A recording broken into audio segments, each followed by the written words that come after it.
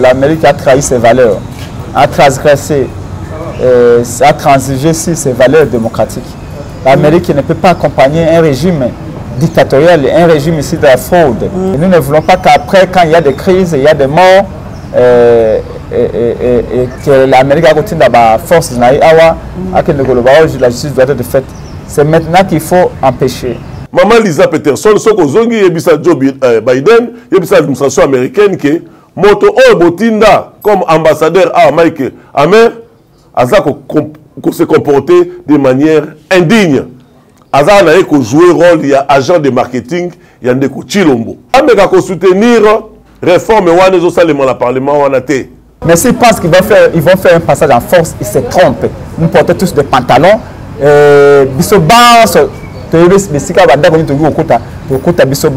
Mais en 2023, la voix du peuple sera respectée. Nous ferons tout qui est à notre possible avec le peuple. Abetami, tala loboko awa, tala kingo na ye awa, ba nyati ye konyata, na régime ya Chilombo.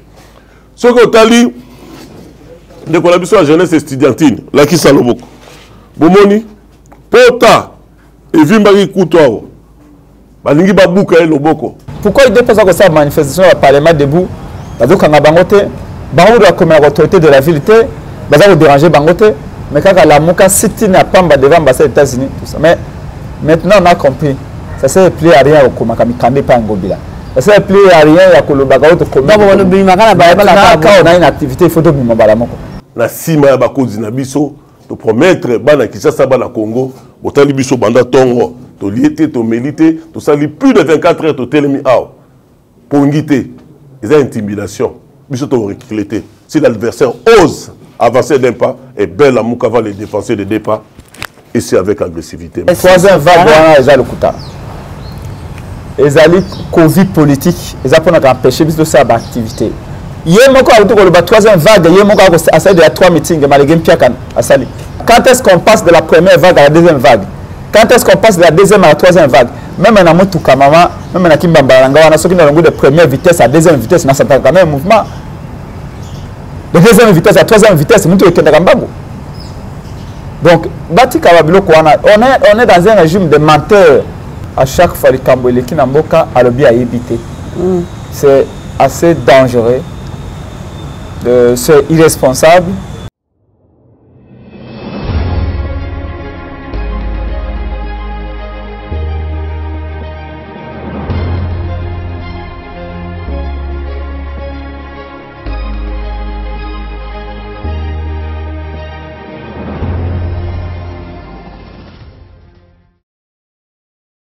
Mbote Balandi a plus Claire Télévision, la chaîne de la vérité, la chaîne qui vous informe à temps réel. Grâce à une fois de plus, Namanda Kunabino, le numéro est Kanamamboka, président, il y a ADD Congo, parti cher, il y a Mwanamboka Pierre Chaloupa, et Kambami, Mwanamboka Prince Pengé, invité, nous sommes au Colo, moi, les lots. Makamwe Matali, République démocratique du Congo. Je dis vraiment un grand merci à mon réalisateur Popola Yombe, pourquoi pas aussi mon cordon Opi Mafouikou. Je salue directement mon invité. Bonjour Président. Bonjour maman. Bonne santé. Ben ça va. Ok Président, il y a insécurité, il y a la Makanam Panzi, Est, tout le Makango souvent peut affirmer souvent que l'armée Nabiso est ce qu'on a occupé. On appelle Moukamimo Ekolo et Félix Antoine Tshisekedi Tshilombo. L'OBP a réaffirmé que non, l'armée Nabiso est ce qu'on a infiltré et pas Baïba Toumoussou. Ce qui peut être que non, à Sengi aide Nabaï, la Moukaba Kokakopé c'est ma canisi pour na koyé bandingini na kubundisa to pour na kosisa bituma metali na ngambo est boko yamba loboko moyen. Je pense que ma infiltration est armée, ma présence, il y a éléments contrôlés dans la carte armée,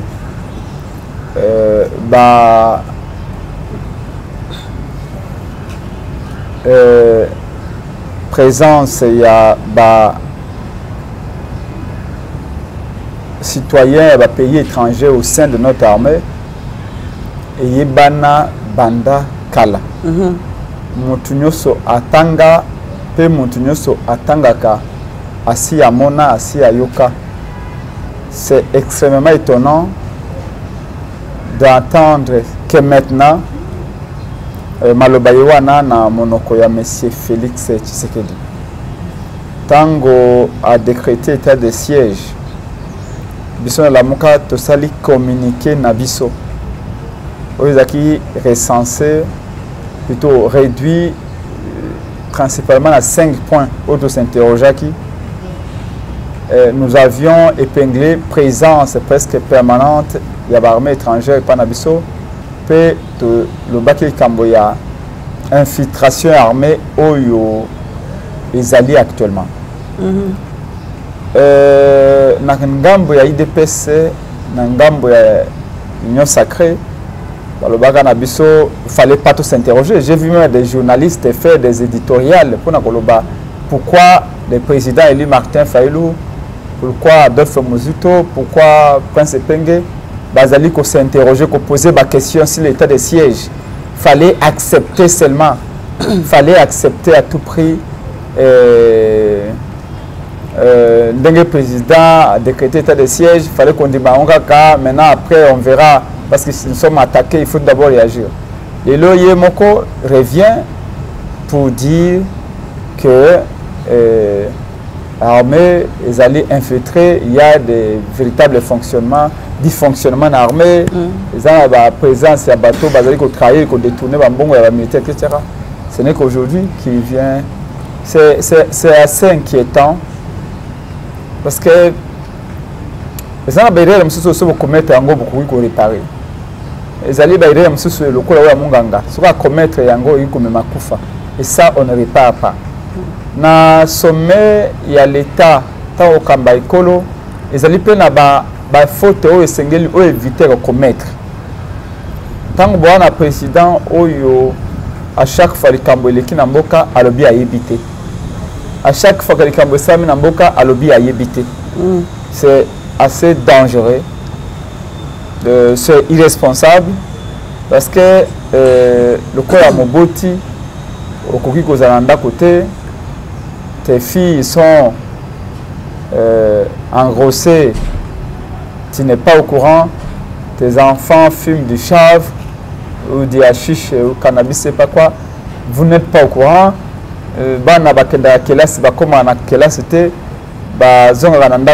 Tu n'es pas au courant, ta femme sort comme elle veut, rentre comme elle, quand elle veut, tu n'es pas au courant. Cet homme-là, en tout cas, je ne sais pas comment les qualifier, mais ceux qui nous suivent peuvent trouver la qualification ou les qualificatifs. Je dirais que c'est de l'irresponsabilité. À tout point de vue, ça montre à suffisance combien, dans Katia Lamouka, nous avons des dirigeants qui se posent des questions et de bonnes questions au bon moment. Vous savez, on peut avoir une réponse. On peut avoir une question à poser ou une réponse à donner. Mais tout dépend à un moment. Au cas où vous avez une question à poser, réponse, tu as besoin de l'élo. Mais ce que vous posez la réponse, tu as malam. Mais 5 jours après, ta réponse ne vaut absolument plus rien. Ce qu'il faut s'interroger, c'est poser de bonnes questions au bon moment et trouver de bonnes réponses au bon moment. Malheureusement, avec M. Félix Tshilombo, il pose de mauvaises questions au moment où on a besoin de bonnes questions et il donne de bonnes réponses au moment où on n'en a plus besoin. Malheureusement, c'est ce que nous constatons. Et il doit commettre, c'est que ces questions, ce sont des questions qu'il aurait dû poser en amont, avant qu'on décrète l'état de siège. À décréter l'état de siège, depuis le 30 juin le 30 avril 2021, quand il décrété l'état de siège, Batoya Obasalaka ONG Wana Observatoire, je crois c'est que baromètre sécuritaire Yakivu, et le gars qui au moment il posait, il décrétait l'état de siège, la situation sécuritaire au nord Kivu à Nituri était de 198 morts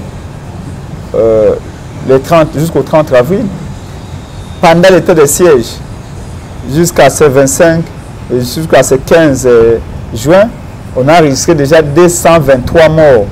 C'est-à-dire que pendant l'état de siège, plus de 223 personnes assassinées, plusieurs maisons brûlées. Et tout ça. Donc, vous dites que quand nous avions, au sein de la MOUCA, posé la question de savoir, oui, état de siège, comment on y va?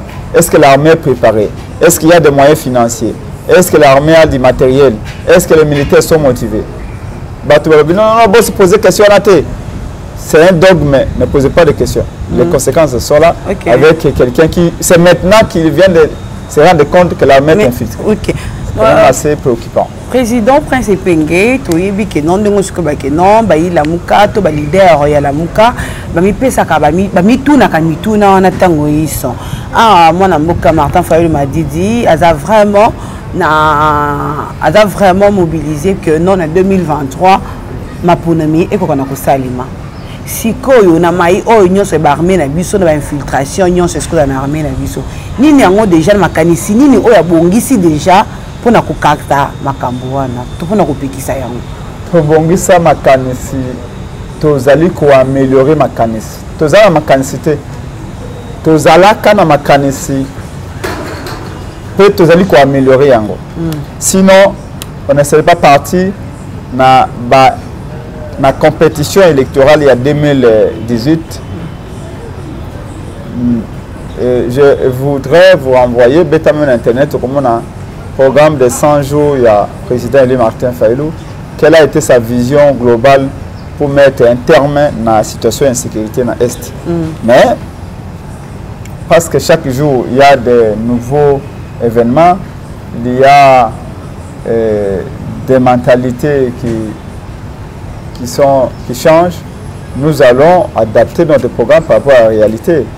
Mais nous avions un programme M. Tolobaka, que dès que tu as le pouvoir, ça la réforme et l'appareil sécuritaire. Nous prendrons la crème de Kankokolo, nous l'amènerons à Béni. Nous avions dit que nous allons nous occuper de la solde militaire. Mettre les militaires, les conditions de vie du militaire ou conditions sociales et militaires au centre de notre programme d'action de la réforme de l'appareil sécuritaire. Équiper suffisamment cette armée et la professionnaliser. Nous avions dit que au sein du Conseil de sécurité des Nations Unies, une réunion d'urgence pour statuer si la question est soit des réfugiés rwandais, ougandais, burundais, au basé Panabiso, mais qui la nuit tue nos frères. Le Baki a créé une unité spéciale de surveillance des frontières. Parce que un des problèmes majeurs, c'est que nos frontières sont poreuses. On n'a pas de frontières. Les Rwandais, les Ougandais, les Burundais entrent, sortent de nos frontières. Le coup là-bas, on a la toilette. Même la toilette, tout le monde va checker Fongo là. Nous avions dit que nous avions également exigé à ce qu'il y ait des dialogues rwandais, burundais, ougandais. Pourquoi il n'y a que chez nous, il y a des dialogues, chez eux, ils ne dialoguent pas. Ils se sont divisés. Les rebelles qui tuent chez nous, les ADF, ce ne sont pas des Congolais. Les FDLR, ce ne sont pas des Congolais. Alors, exigeons que les Nations Unies aient obligé Rwanda, Ouganda, Burundi, Bassa, à dialoguer par la banque comme ça, qu'ils rapatrient les faits pour aller dialoguer avec eux. Et ça va nous alléger la tâche aussi. Donc, voici une série de questions. Mais sur le plan, il y a également le volet économique. Parce qu'il faut intégrer les Congos économiquement parlant. Il faut permettre que les transferts d'amour, de patriotisme entre les Congolais, il faut construire des routes reliées tous les Congos pour que les Congolais circulent, que cet amour-là augmente. Et que les gens, c'est là qui, certains nos frères qui sont dans ces groupes armés, puissent être réinsérés socialement et économiquement pour n'avoir la vérité. Donc on a toute une pile de mesures que nous avions prévues et que nous allons mettre en application. Nous avons un programme sérieux, madame. Nous savons ce que nous voulons faire du Congo. Nous avons étudié, pas pour faire plaisir aux gens, mais nous avons étudié pour ce pays et nous voulons mettre notre expertise, notre expérience et nos compétences au service de la patrie. Et je vous dis, 2023, ça va être une révélation quand nous serons au pouvoir. Merci beaucoup, Président. Un point de presse au Président Malamuka et Siko Salissa. N'a évité ce que vous avez dit pour le Président. On a un point de presse où Siko Salissa, on a un commentaire, le communicateur, après à la Mouka. Non, le point de presse qui spécialement une urgence. Oui. Oui, mais les jeunes à la Mouka qui sit devant l'ambassade d'Amérique pour nous interpeller pour que l'occasion à la sous-secrétaire d'État américain ou la responsable des droits de l'homme et la démocratie ou qui a visité Awa. Pour nous dire que l'Amérique a été induite en erreur par son ambassadeur ici, Hammer, qui est devenu carrément le vice-président de la République démocratique du Congo, qui est en train d'accompagner Félix Tshisekedi dans toutes les histoires les plus incroyables et que nous voulions lui dire que l'Amérique a trahi ses valeurs, a transgressé, a transigé sur ses valeurs démocratiques. L'Amérique ne peut pas accompagner un régime dictatorial, un régime ici de la fraude. Ceci n'est pas dans l'ADN de l'Amérique. Mais le plus important, c'est qu'il y a les élections qui se profilent à l'horizon. Le peuple congolais, comme tout autre peuple, aspire à la liberté, aspire à sa souveraineté. Et nous ne voulons pas que la fraude de 2000 ou les fraudes de 2018 et se répéter en 2023. D'où nous voulons que l'Amérique ait accompagné le Congo dans la réforme et la CENI. Que CENI ou Félix Kabila va se partager. Nous ne l'accepterons pas.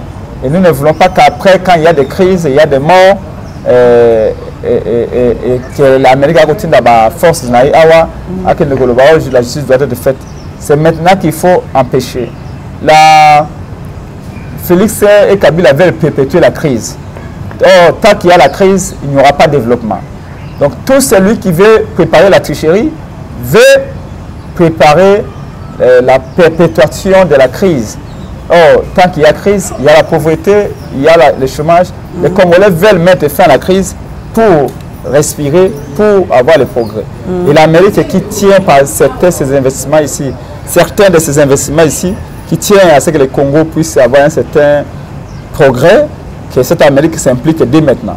Malheureusement, Félix Yassina qui est policier, Betty Bajen, Bakangi Bamsous, on a vu Serge Will, sept autres jeunes à la Mouka, Bakangaki Bango, Bana Nouvelle Élan, Bana SID, compris délégué national de Congo Bazalakiwana, Lali Nabutu na Kano Fungula, sans aucune raison. Malona 10 heures. Et nous voulons prendre l'opinion à témoin. En ce moment, je vous parle, Félix a un meeting na Bunia. Azalaki na meeting na Goma, a tie podium bana Goma babito koyate, bana Beni babito koyate. Yo oyena kitunga so ba promesse to na besoin ba promesse na ote. Akei na Butembo, a tie podium meeting batu ba muke. Malgré Covid. Dernier passage à président Eli Martin Fayulu à Butembo, ce sont des millions de gens. Il est allé là-bas piaka na piaka. Na Beni Kazaki obligé à annuler et pourtant podium ezaki déjà bana Beni babito koyate. Pour vous dire combien la population congolaise, et je salue clairvoyance, la population congolaise, Bana Congo, Miss Fongwami Bango, surtout Bana Est, je les salue à tout seigneur, tout honneur. Et dans le moment où on a pesé na Est, mais pour la Mouka, quand on fait l'activité, on est allé. Il dépasse ça dans la bande de Kuna, avec aucun débat, ça ma meeting très bien, sans aucun dérangement, le tribalisme. Kende Ota Augustin Kabou na bande de Moutouma pour déranger Azate. Mais pourquoi il dépose comme ça la manifestation au Parlement debout? Parce qu'on a bangoté, bango doit comme l'autorité de la ville, parce qu'on déranger bangoté, mais quand la Mouka City n'a pas devant l'ambassade des États-Unis, tout ça. Mais maintenant on a compris, ça ne sert plus à rien au Komakami pas en Gobila. Ça ne sert plus à rien à Kolobagaou de Komakami. Quand on a une activité, il faut tout le monde. C'est la seule façon. Mais nous savons tous que ce n'est pas aujourd'hui que Félix va nous montrer ça. Félix a une ligne à conduite et à Kabila. Il n'y a rien de nouveau avec Félix. Toutes les manifestations, je dis bien, presque toutes les manifestations, il y a la Mouka a donné lieu à la Bensa, a donné lieu à l'arrestation. Même l'accueil, il y a le président Fayulu. Au dernier accueil, l'ITO est arraché. Quand il y a gaz lacrymogène, il y a provocation toujours à la police et à Félix Tshisekedi. Donc, nous n'en pouvons plus, on en a marre. Nous disons, M. Félix Tshisekedi, nous ne céderons pas. Il se trompe. Nous ne céderons pas. Nous voulons, tout ce que la réunion, on a pour ce Zali Koya, il faut une manifestation sur le terrain. malgré que troisième vague à Covid des alliés, mais la mouka. Non, troisième vague, ils ont le coup. Les alliés Covid politique, ils ont empêché de faire l'activité. Il y a une troisième vague, il y a eu 3 meetings, malgré Piakan, à Sali. Covid, meeting, on a Covid dans tous les pays, il y a Covid, même pas dans l'autre Jakuna, mais dans l'autre tout le monde a Covid. Covid n'a qu'une réalité, Corona est allé. Mais les statistiques, ils allaient le coup. Ils ont pas bon la Banque mondiale, OMS, ça nous le savons. Oui, tous la population de vigilance, tous les masques, tous se protéger, nous sommes d'accord. La réalité est que la maladie est ici. Mais dans les chiffres, la proportion va le banate. Dans le coup, le pays a porté tout bazar pour déconfiner. Par exemple, il y a un million. C'est quand même pas 20 000 personnes qui on nous dit que troisième vague. Quand est-ce qu'on passe de la première vague à la deuxième vague? Quand est-ce qu'on passe de la deuxième à la troisième vague? Même en Amotou Kamama, même en Kimbambaranga, on a ceux qui ont de première vitesse à deuxième vitesse, on a quand même un mouvement. De deuxième vitesse à troisième vitesse, on est donc, on est dans un régime de menteurs. C'est presque, on a l'impression qu'on est dirigé par des Pablo Escobar. Donc, oui, Covid des alliés, population à se protéger, balade à masque, mais Batika Kopé, c'est le chiffre à l'Okuta.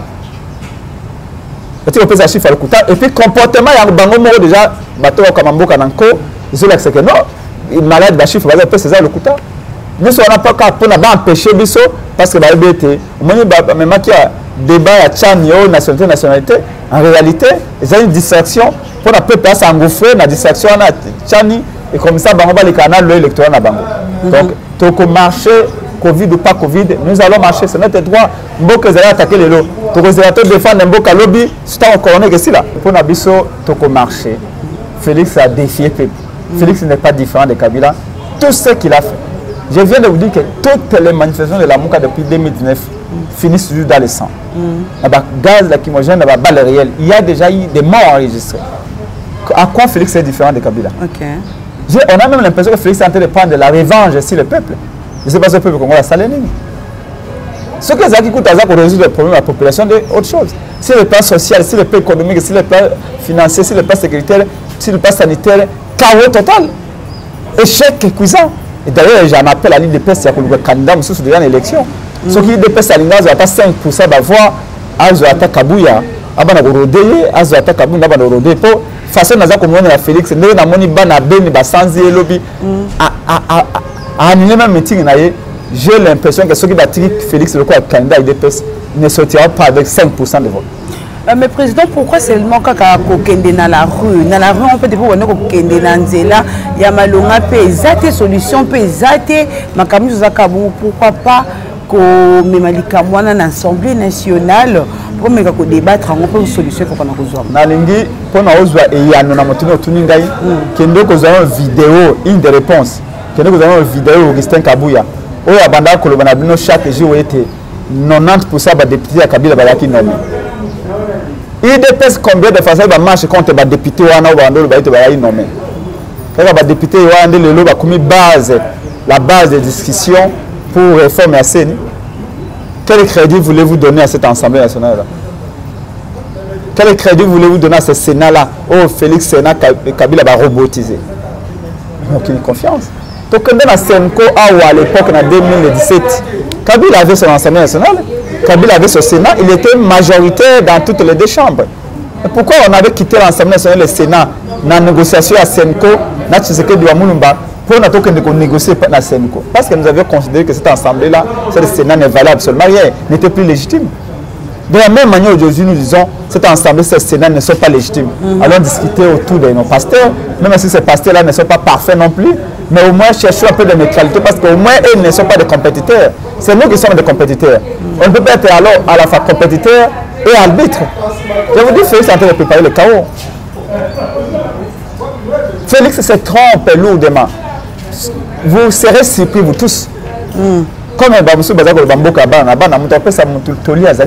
mais nous prêchons la paix parce que nous pensons que notre peuple mérite mieux. Nous sommes dans un combat d'idées. Le Congo ne peut avancer qu'avec les idées, qu'avec des intelligences. Pas avec la vocifération, pas avec le discours né au Parlement de Guaïdépès. qui pensent que non, ils peuvent faire en force, manipuler le coup constitutionnel, manipuler CNI pour gagner les élections. Félix se trompe. En 2023, c'est celui qui sera élu par le peuple, c'est celui qui sortira. Cette fois-ci, il n'y aura plus de Kabila pour nommer. Ça, on peut vous le garantir. Mais c'est Félix qui va nommer. Et il y aura des miracles. Mais Félix est entré au pouvoir par la petite porte. Donc, nous sommes clairs. On vous dit la vérité, Félix se trompe. Et que si on bitumba kozala soki ba meki ko forcer ko continuer ko ça passage en force au bazo kansawana et que si on bitumba kozala donc to lingi kima yango toza ko lo balelo na ba tous ceux qui peuvent intervenir, c'est le moment d'intervenir maintenant. Ceux qui Félix pense qu'il est capable de gagner loyalement en 2023, il a intérêt à ce que la CNE soit neutre. Si nous pensons que nous allons gagner en 2023, on a intérêt que la CNE soit neutre. Donc, balle au centre. Mais s'ils pensent qu'ils vont faire un passage en force, ils se trompent. Nous portons tous des pantalons. Mais en 2023, la voix du peuple sera respectée. Nous ferons tout qui est à notre possible avec le peuple pour que nous puissions, le peuple puisse triompher ou faire triompher sa volonté. Merci beaucoup, Président. Tokobi pratiquement dans cette émission, on a vu ça au Colombo et l'autre. Et puis que non, bazo luka comment Chantal a bien côté wa bien yo. Tu m'as la kalana ba la dynamique plus claire télévision. Tokoluka comme ça pour approfondir vraiment ma solo. Merci maman Nathalie Boto ne pena pesi mbote na bana basa Congo ba ete bitumbeza go koba oh bomona ki ba jeune à la muka ba salle devant ambassade des États-Unis ko bana amer attention la première action semaine prochaine il y a deux actions corona pas corona cette fois-ci nous sommes décidés de faire parler la rue et nous allons y arriver. Les présidents Élie Martin Fayulu vont faire leur entrée dans la salle donc soyons déjà prêts parce que nous voulons commencer notre conférence de presse.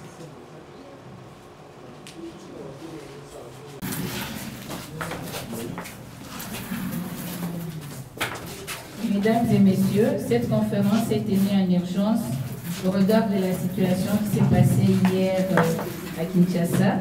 Donc, sans pour autant traîner, je vous demande avec votre autorisation, Excellence, coordonnateur de la coalition Lamuka, de bien vouloir prendre la parole pour la tenue de la conférence.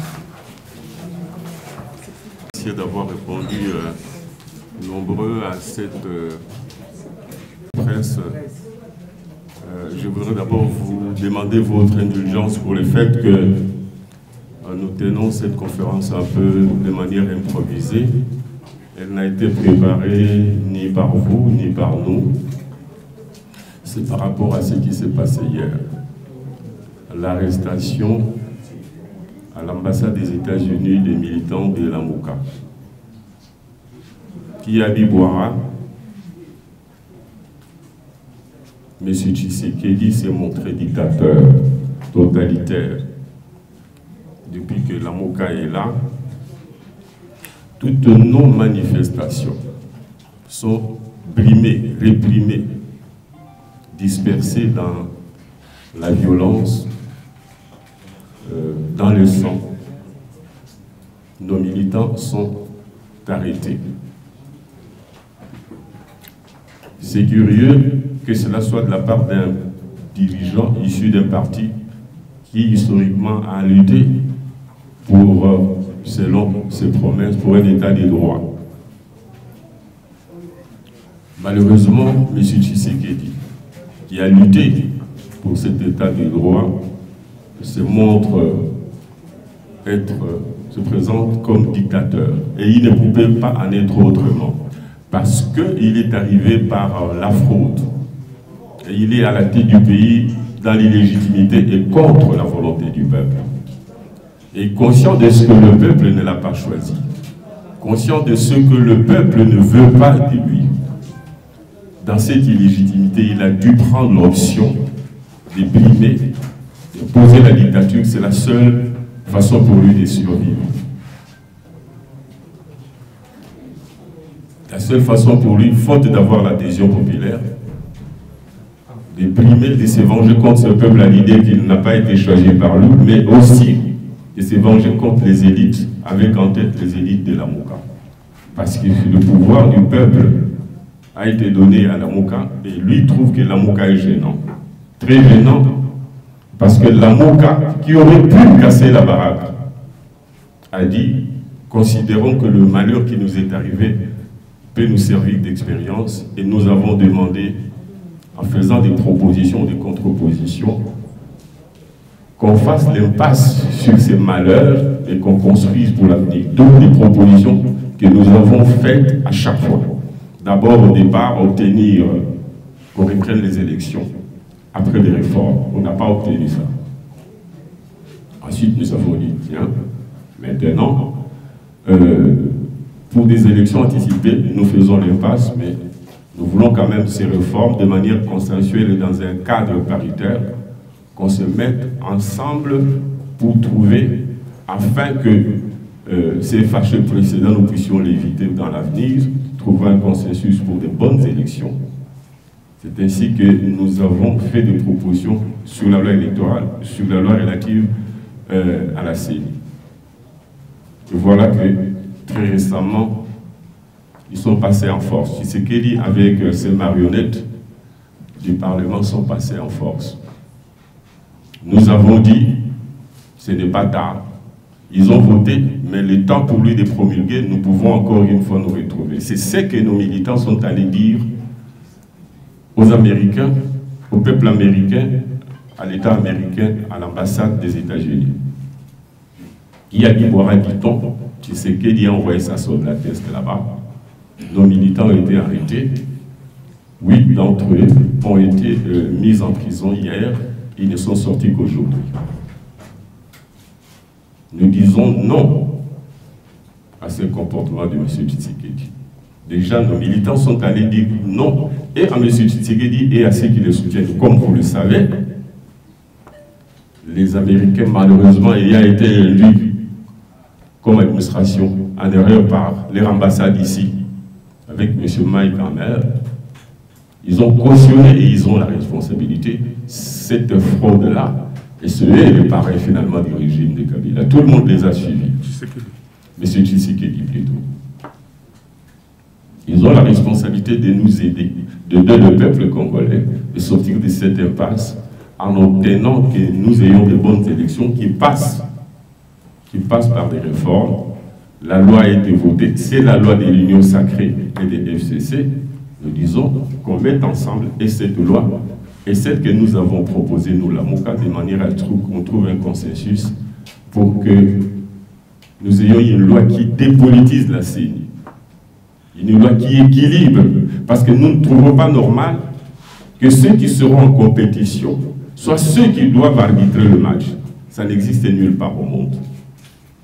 Et donc, nos jeunes sont allés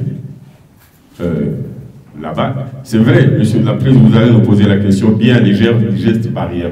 Nos militants respectent le geste barrière. De toute manière, nous n'acceptons pas qu'il y ait 2 poids, 2 mesures. S'agissant des gestes barrières, s'agissant de la pandémie. Pas plus tard qu'avant-hier ou hier, M. Tshisekedi a organisé un meeting, même si à Béni, où il a programmé le premier meeting, la population n'a pas voulu de son meeting, lui disant nous n'avons plus besoin de promesses. Essayez de réaliser ce que vous avez promis. Il a organisé le même meeting, je crois, hier, à Butembo. Il n'a pas obtenu un grand monde. La population lui dit nous n'avons pas confiance en vous ni aux initiatives que vous prenez. Son parti tourneur était très récemment dans les Bandundu. Vous savez, ils font des manifestations. Ils ne sont pas brimés, ils ne sont pas arrêtés. Mais nous, quand nous essayons, nous sommes arrêtés. Nous sommes brimés. 2 poids, 2 mesures. De la part de ceux qui ont prétendu nous libérer, en mettant en place ou en élaborant, en édifiant un état de droit. Nous vous avons, messieurs de la presse, invité pour vous dire que ce que vous aviez hier et très précédemment n'est qu'un début. Le peuple n'acceptera pas la fraude en 2023. Le peuple n'acceptera pas une loi politisée et à 100% FCC, Union sacrée. Je vous remercie.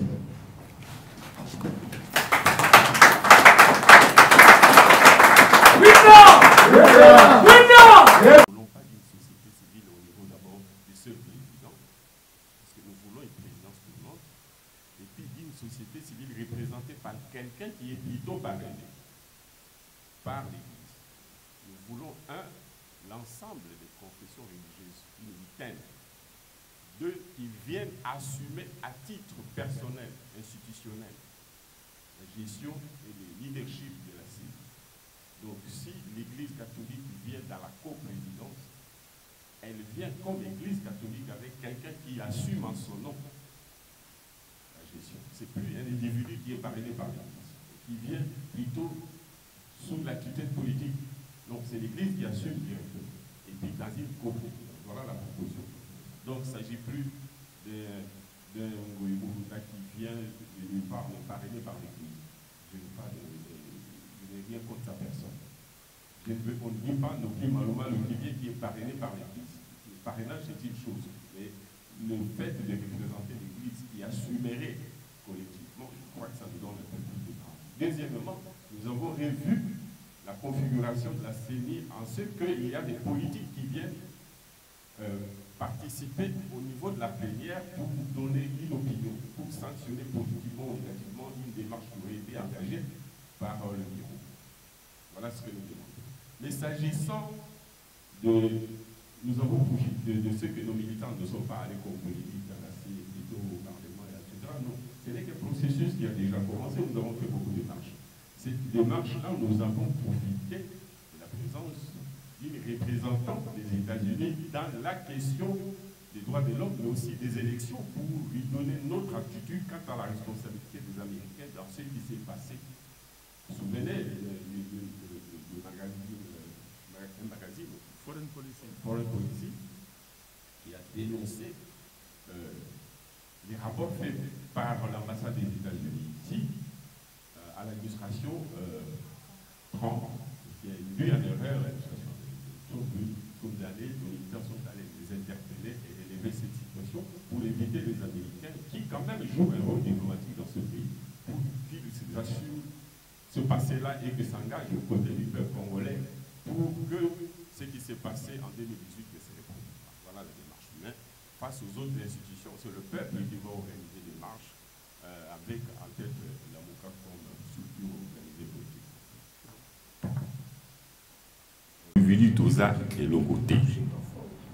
Biso to ko mobiliser pe pour na bolakisa e ndenge to baraka ka likambo eza yemoko parce que akomona ezali po azibo kozité na ndenge ke ba dirigeant ya lobby lokwa ba uta na nzoto na ye na volonté na ye ba ko kapé ko pesa ka ye rapport ba banga ye po ba yeba ke oya sima pe boya so to sali malamu te to kozala soute pour na peuple yende mokonzi ye na ocha ba konzi to senga réforme wana ezali pour na biso te omoni ya lokwa des équipes na lobali kamwa mingi ba yimba beta équipe moko elimika ka arbitrage ya kana ba équipe moko limité pour ngana longa malamu ou bien pour moko na biso longa na ndenge ya bosolo il faut arbitrage à la neutre o mususu wana o ya liboso amoni ke pour ya longa il faut arbitrage à la yayi o mususu alobi pour ngana longa il faut arbitrage à la net na zanzela malamu donc mobiliser population pour na koyebisa ye ke okoti kalakaka na bokurumbu banda indépendance banda tolo ba 1885 tant que bakonzi oyo ba okamba mboka ba ota et pas na yote ya likamna biso te mais en tant qu'élite en tant que dirigeant politique au senga peuple bongo donc kangama ti soka lembi ko kanga biso asisi biso nyoso tshekso na boloto abomi wana ndi du wana kosila mais to limite que du kosila tant que peuple a aussi liberté ya likamna biso toza ko insister na rasa moko na kati na biso awa na libanda na mboka mobimba azanda lisela azako sepela pona ndenge makambo ezoluka na mboka na bisadaki omona lokwa tshisebi bachaki bazo ko exiger akoka kopesa bango bomengo ya Congo Léopold ya sika oyo balobi bapesa ye inga 3 tolo baka inga NAD oyo pa ikura eza na barrage ezali déjà ba opesa opekaka ba oteka yango site ya inga 3 inga 4 inga 5 6 7 plus na tolo ba na poya na kota matadi wana plus ou moins 70 gigas sur 140 auto nango basali déjà accord kalami était pas pour signer yango basi ba signer ou ba bengi MOI ba ko signer yango ba pesa mais ba tout et pas ba pesi sans que ba lo ba yinga ngo za combien valeur. Parce qu'il faut voir qu'il y a une usine, il y a courant. Pour ça, il faut essayer que moi, usine, nous avons ça. Ezala. Ma banque ezali, ma ezali. Toko kendo feleti. Zokande batouana ba zongo fele puis ils sont babi avant soto tonga usine penza il faut que pesa so ba mi. Ba mi nango ba osenga mutu moko te ayebi prix na yango na valeur na yango. Ba yinga wana pe mutu moko te ayebi appel d'offre même programme avec les FMI et la Banque mondiale programme est au salé masouté parce que minere ba volinga te que to ba na koteka bomengo ya Congo sans que to ça l'appel d'offre sans que to ba valeur ya ba actif immobilier et ba actif géologique non c'est ba natal. Donc to ko lutter pour na peuple azwa bokonzi achao ya lingi to boy fraude électorale to ko bundati ce que to lembi ba génération en génération pour tout mango ba ni la sauter. Question ya liboso ya laki que mais PAJ mutuana ozoyo kai. Je peux répondre. Nazo peso mo. Mutuana okoyo kai c'est normal. Alors dit que loi bongo loi wana nde ba yo kala biso. Bango pour na bango il faut pas organiser fraude pour na yango, il faut ba tia ba na bango loi pe ba osala pe ka bongo. Oko lo baté que c'est ni quelque soit mutuana ko campagne yango ils ont un problème il y a transparence quand la loi électorale ndi mutu fraude et Gozala. Tu as bien que l'élection 2018, fraude et Outaki na loi électorale. Fraude et Outaki na gestion ya CENI. Nde tozo telemela, ou peuple là, ko telemela ngoti na souka. Oui, madame. Mais na banza, oui bisa moto wana que na français va l'ivresse du pouvoir. Ce qui a langue et pouvoir. Quelque part. Parce qu'il y a des gens qui ne sont pas sérieux. Mais oh non, ce n'est pas la loi sur la CENI qui compte, c'est la loi électorale. Tango nanga fabriqué qui chiffre. Est-ce que la loi électorale peut fabriquer qui chiffre? Nanga fabriqué qui résultat en tant que président de la CENI, oui ou non? Mais moi je ne comprends pas. On est dans l'ingala baka biloba loba a langue soka langue a que aussi ça puisse n'aille pas mususu a aussi ça on a pu sauter. Est-ce qu'il est sérieux? Est-ce que ce monsieur est sérieux? Mais il lui sait ce que nous avons fait ensemble. Il sait bien. Il connaît les missions que nous avons menées ensemble à l'extérieur. Il le sait. Je constate que c'est malheureux d'avoir des gens qui n'ont pas de personnalité. C'est ça le problème. Comment voulez-vous prendre les Congolais à leur juste valeur? Comment voulez-vous accepter moto oyo lobby azali koloba maloba oyo ezako bima bato zo mona na balbi ke moto wana za na makanisi malamu lelo akomi biloba loba natika nzela ya ebi malato bunda ayebi ko ebundele ndenge zali tango echenti sekedi azali ko bima na ponkabu kuna tout ça tango to bande bitumboyo. Tout ça, l'union sacrée, vraie union sacrée. Avec Ngous Carlibond, avec Ileyo Songwamba, avec Boboliko. Est-ce qu'il y a Azalaki? Mais Azaloba Makambo a yé au côté, et là, les Sanoyabadinko yé au côté na Katekati, au Bandiko Bina. Mais Azan na makanicité. Donc, maman, moto oyo Azali na makanici. La loi nyonso etali ba élection. La loi nyonso etali mboka, il faut que la loi moko consensuelle batu bandimi yango. Ce qui batu bandimi yango te beaucoup ça dans le côté. Loi sur la CENI portant organisation et fonctionnement de la CENI, c'est là. Parce que moto on a soka vandi. Alors bi que oh non, ngai n'a publié les résultats parce que l'article 211 de la Constitution dans le but que pour créer la commission électorale nationale indépendante. Elle est indépendante. Alors il m'a comme on a dit si vous avez le bio non, bah il y a une cour constitutionnelle le dit que non, bah confirmer en gros. Bon ça ni. Bon loi électorale le bagui le bagui. Loi wana ya CENI est importante. Il y a wana to sala qui proposition na biso. Loi ya mi balé zana mutu ya munene et ça dit loi électorale. Nous sommes d'accord. Tout ça des propositions et ça dit loi ya misato. Et ça dit loi portant enrôlement, identification et enrôlement des électeurs. Nous avons une proposition déjà faite. Nous avons même la proposition du calendrier électoral. Tonalité. Batuba kan va bien que bolala ki non to lalité mais to le baki boye. Makambo ndenge zali koleka na mboka na biso. Na bokono yo il y a pandémie ya corona. Tout ça la makanisi que bato bavanda basolola bayokana tout cela on a bolembu bonso. Balingité, le quoi balingité bon tokende. Peuple yi moko za mokonzi akokata makambo. Merci.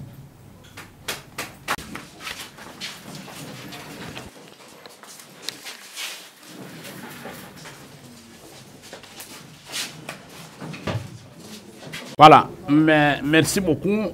Bino nyonso bouti kolanda awa.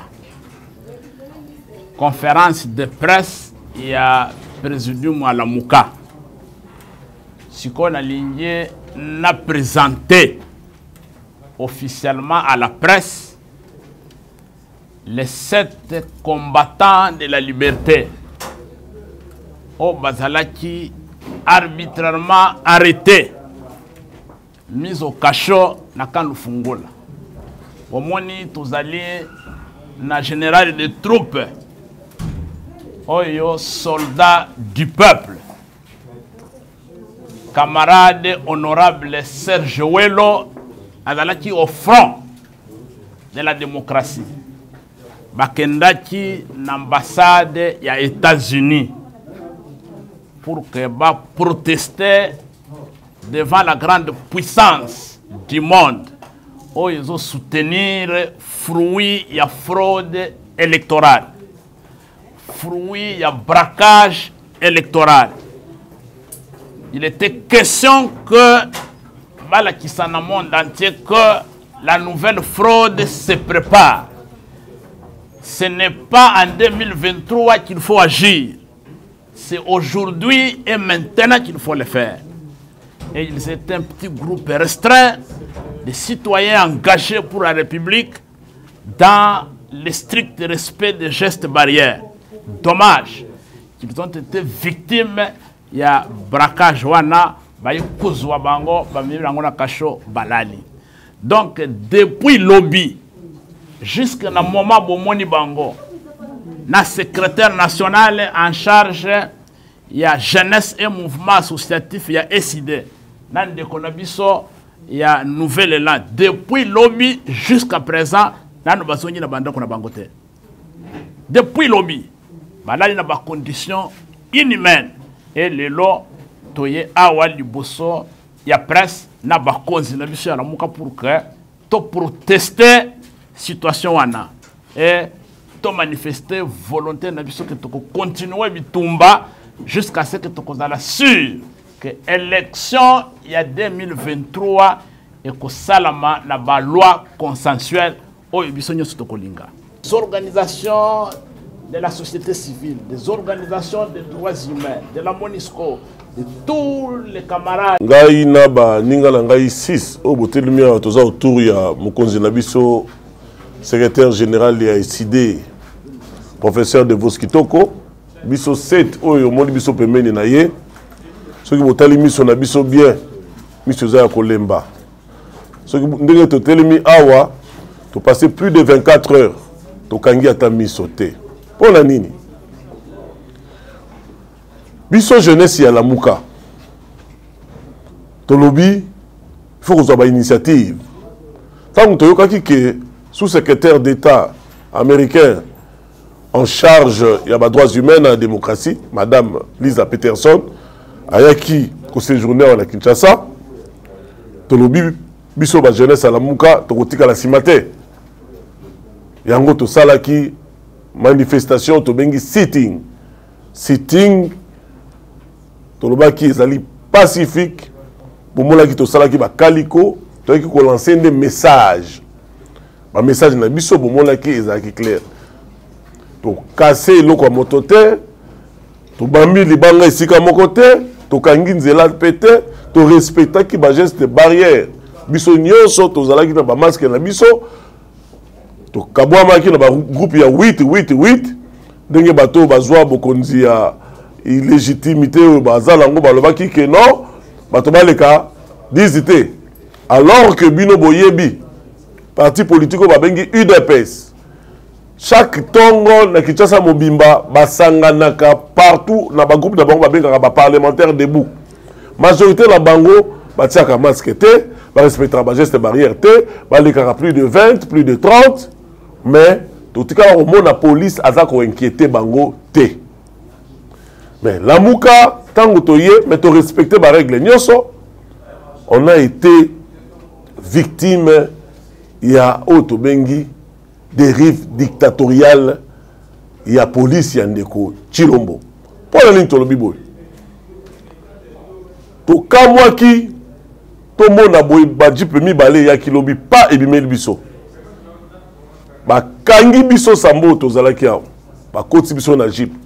Soki na ebisi bino ndenge ba beti tala mona oyo jeune oyo combattant auti mombele botala ye banda lobi na lipapa na ye malgré azaka courageux aza chayer atekaka na zando alobi avanda kende na zando nga atake jeune ya lamuka nakende kotelema liboso ambassade mpona kopesa message abetami tala loboko awa tala kingo na ye awa banyati ye konyata na régime ya Chilombo soki otali ndeko na biso ya jeunesse estudiantine lakisa loboko bomoni pota evimbaki kutu awa balingi babuka ye loboko nyonso mpona nini biso toyaki na message ya koyebisa madame Lisa Peterson message ya liboso tolobaki non te souhaiter yo bienvenue na mboka na biso Congo. Nous sommes un pays hospitalier la kombo ya jeunesse ya Lamuka.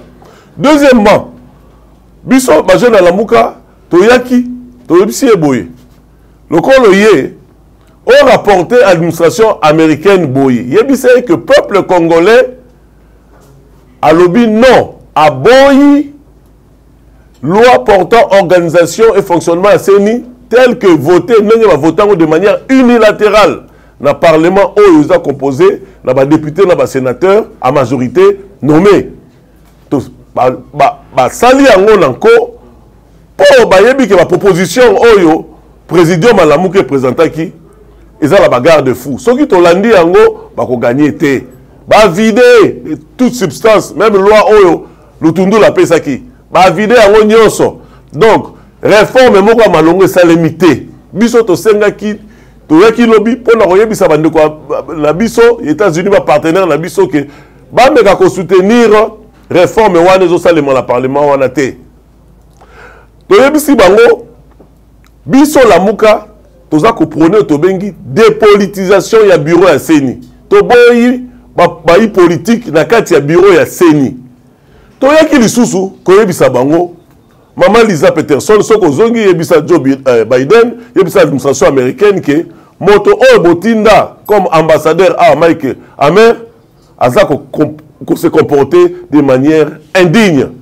Aza na ko jouer rôle ya agent de marketing ya ndeko Chilombo. Ko s'ingérer dans ba problème intérieur ya Congo, aux affaires intérieures ya Congo. To yebisa l'administration américaine que à cause qui bango dans la fausse information au Italie, le résultat, il y a élection, il y a 2018. Boyebi, journal, magazine, Moka Monene, Policy Foreign Policy, aux États-Unis, et Tretaka, politique extérieure américaine. Ba diplomate américain au baza basé Awa. Baza qui basé Awa, la 2018-2019, Timo Souso Bazali.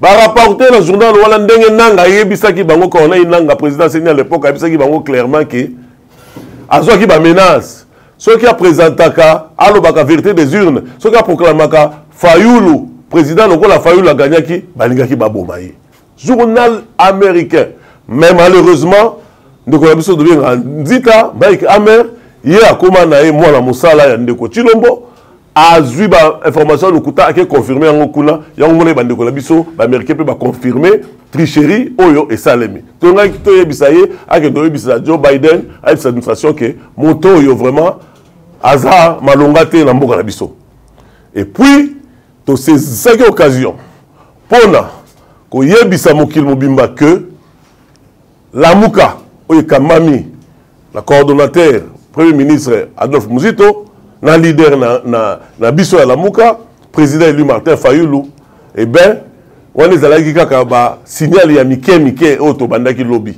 ndenge boyiki ba lobby Tous à procéder si quoi une manifestation il y a minene.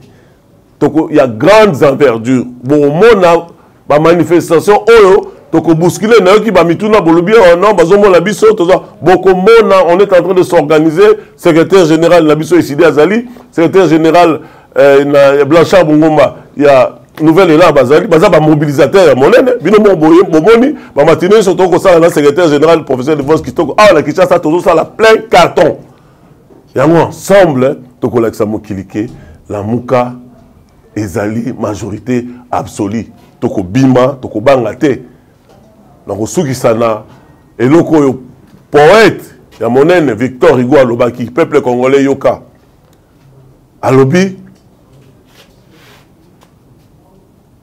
il arrive de fois de finir avec les protestations. Après la protestation, après la philosophie, il faut l'action. Après la philosophie, il faut l'action. Il y a un biso, la mouka, la sima ya bakozi na biso, to promettre bana Kinshasa bana Congo, botali biso banda tongo, to liete, to melite, to sali plus de 24 heures to telemi ao. Pour ngité, ils ont intimidation. Biso to recruter. Si l'adversaire ose avancer d'un pas, et belle la mouka va les défoncer de deux pas. Et c'est avec agressivité. Merci. En français. Merci beaucoup, Président. Merci, P. Nabaïnion, sur le qui va faire sur Plus Clair Télévision. Ceux qui ont besoin de vous côté la biso, que vous sentez partager, pourquoi pas aussi que s'abonner à la chaîne Plus Clair Télévision. Je dis vraiment un grand merci à mon réalisateur Popol Ayombe, mon coordonnateur Ofi Mafouikou, P. Nayoum, tous ceux qui vont côté la biso. Grâce, on va vous dire bye et au prochain numéro.